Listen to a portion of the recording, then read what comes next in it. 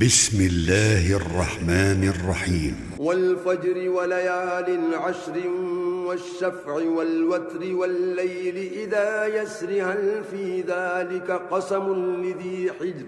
فجر کی قسم اور 10 راتوں کی اور جفت اور طاق کی اور رات کی جب جانے لگے، اور بے شک یہ چیزیں عقل مندوں کے نزدیک قسم کھانے کے لائق ہیں کہ کافروں کو ضرور عذاب ہوگا۔ ألم تر كيف فعل ربك بعاد إرم ذات العماد التي لم يخلق مثلها في البلاد وثمود الذين جابوا الصخر بالواد وفرعون ذي الأوتاد۔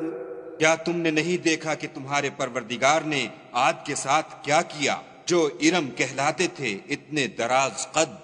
کہ تمام ملک میں ایسے پیدا نہیں ہوئے تھے، اور سمود کے ساتھ کیا کیا جو وادی قرا میں پتھر تراشتے اور گھر بناتے تھے، اور فرعون کے ساتھ کیا کیا جو خیمے اور میخیں رکھتا تھا۔ الذين طغوا في البلاد فأكثروا فيها الفساد فصب عليهم ربك سوط عذاب إن ربك لبالمرصاد۔